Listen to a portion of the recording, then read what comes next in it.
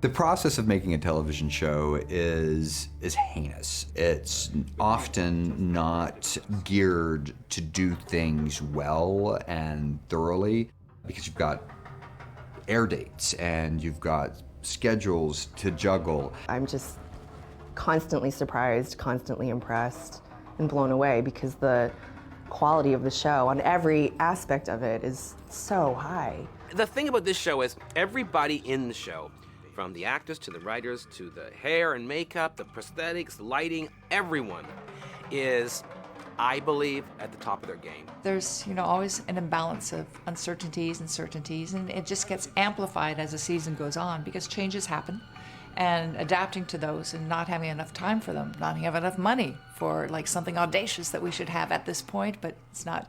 And you work it out. Everyone's really working towards something that they know is great. One day is never like the day before, but that's what we love about.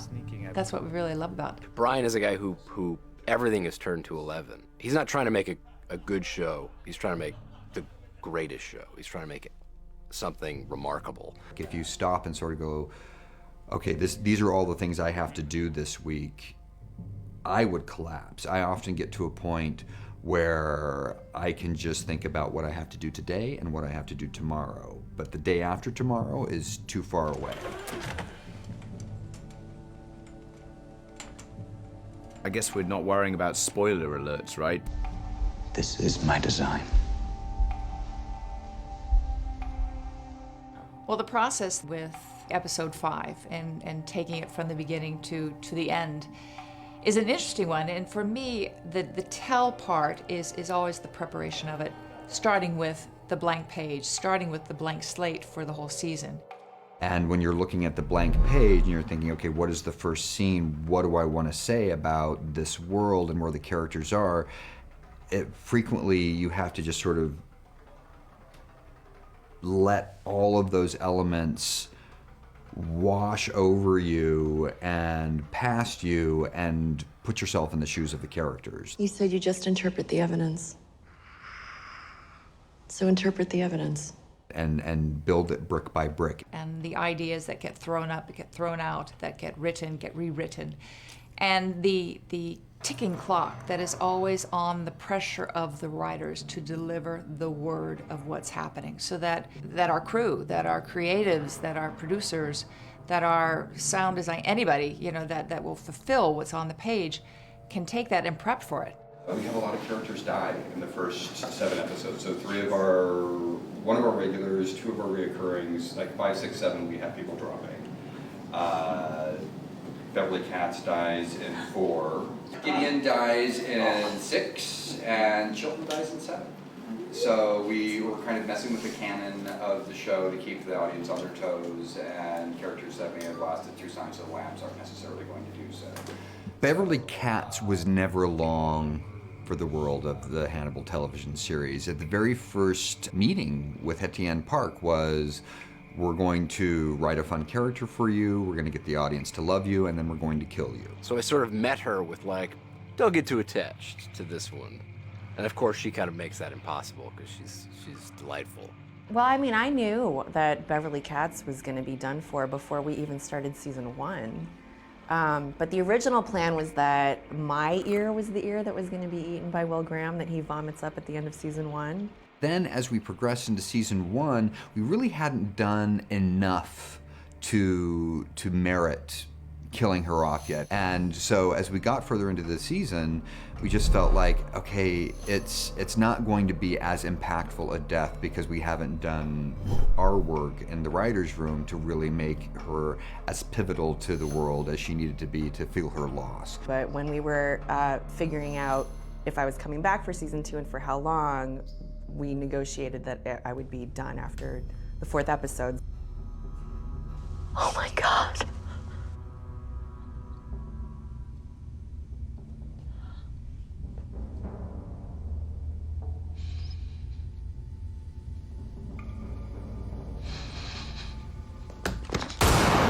So I knew before I got to Toronto that, she'd be probably eaten by episode 4. We didn't initially set out in the season to kill her off, and then it became a matter of we had Etienne for 5 episodes. And what can you do with a character in 5 episodes? So we spent a lot of time in the first 4 episodes really making the audience care about her. Stay away from Hannibal Lecter. The Chesapeake Ripper kept surgical trophies. If Hannibal's the Ripper, what's he doing with his trophies?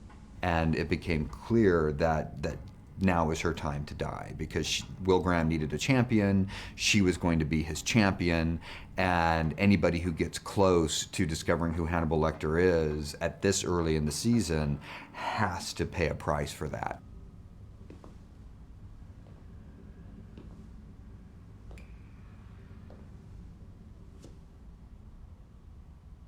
The Beverly's death tableau was a very important one for the show because we wanted it to be as striking and horrifying as anything that we'd seen up until this point, and to take a character that is beloved and freeze them and slice them like an egg is such a horrific prospect that it needed a certain amount of elegance to go along with it. And our inspiration, of course, was Damien Hirst. We'd seen what Damien Hirst had done with sheep and cows, bisecting them and showing us the interiors. I know Brian had explained to me what he was envisioning, and it just sounded cuckoo, crazy, insane. I mean, he was talking about the large slides, almost like microscopic slides, and Beverly getting sliced up and spread out, and I mean, it was hard to even imagine because, I mean, who gets displayed like that? Who kills people like that? And it felt like it was a great metaphor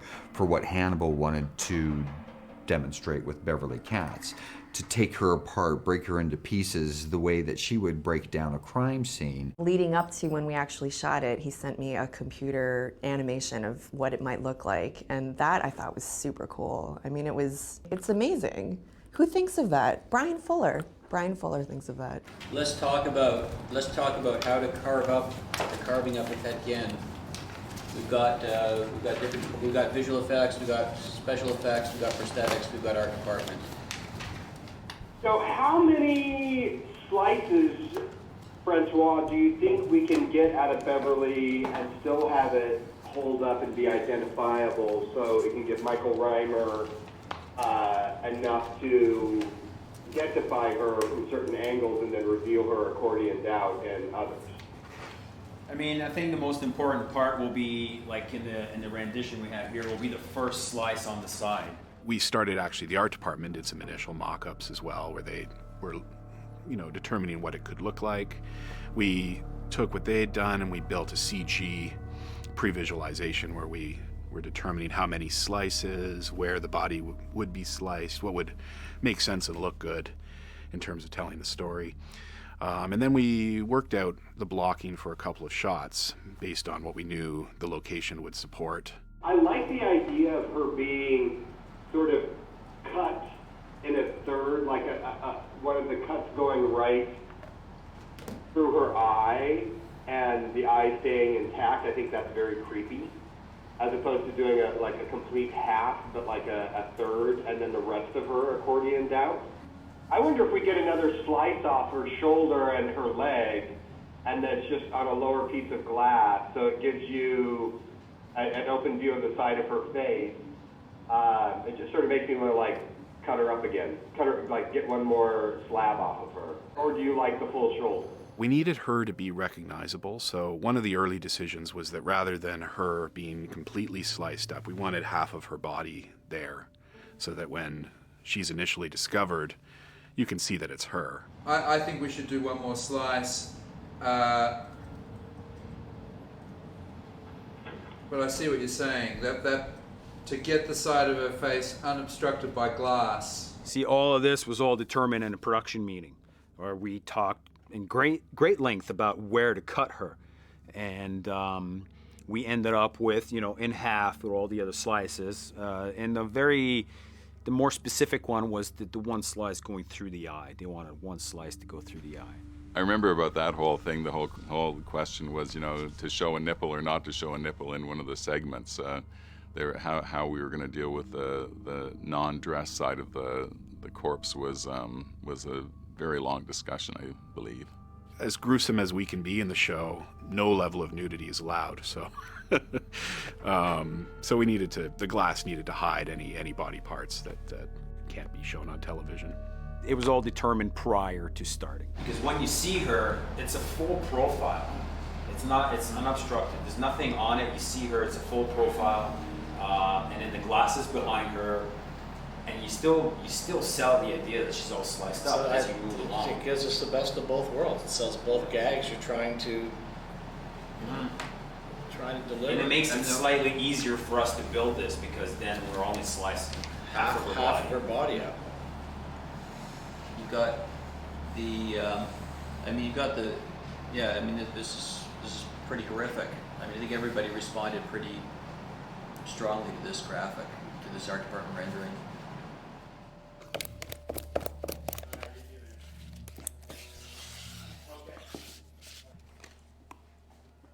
We were debating using an actress or a body double, and Etienne was very good. And she's like, "I'll do the cast. I'll come and spend the day with you guys." And she came and she did the cast, and she was a real trooper. That was an intense experience. It took much longer than I expected. It was about 10 to 12 hours, and I just remember it was an incredible workout. It was like a physical workout because you have to stand still, and they do each part of your body separately. So you're standing in one position for, how long was that? It's about 30 minutes, I guess. Almost 20. Doesn't sound that bad, 20? but it hurts. 45? And you can't move too much because otherwise it's gonna change the shape of the mold. So I made the mistake with my right leg of like locking my knee. And then once they put that last layer on, I was like, oh shit.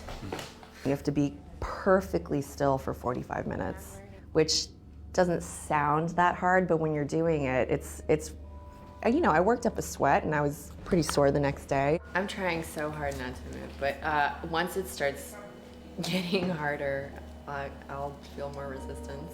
That sounds so sexual. It's like being at the spa, getting a mud mask on my body. And it was actually a really nice day. We took our time. It was great. Yeah, it feels heavier, and it's like tightening up a little bit.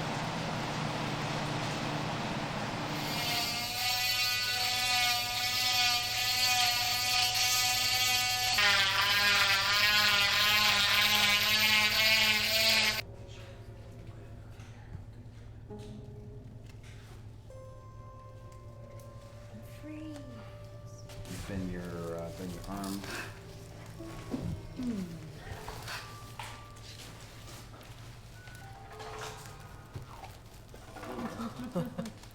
It's so weird.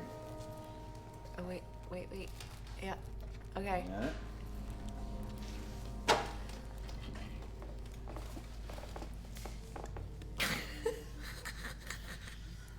Got it.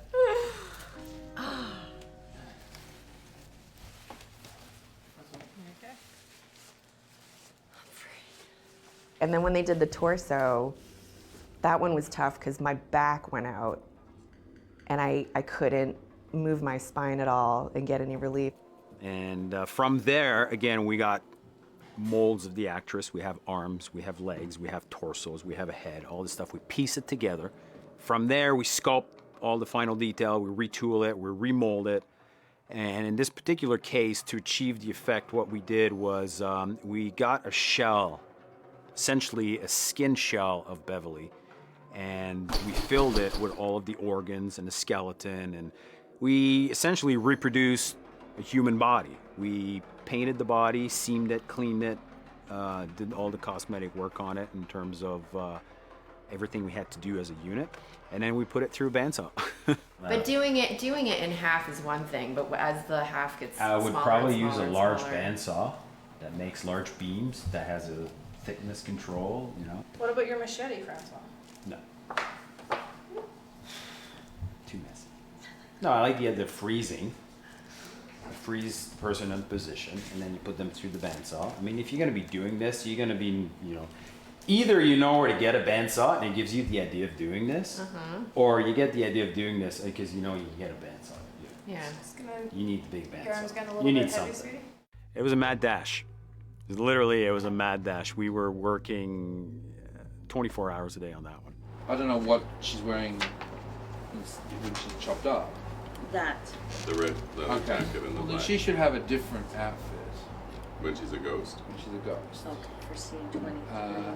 And you have some latitude with that because she's a ghost. Mm-hmm. And secondly, color would help me.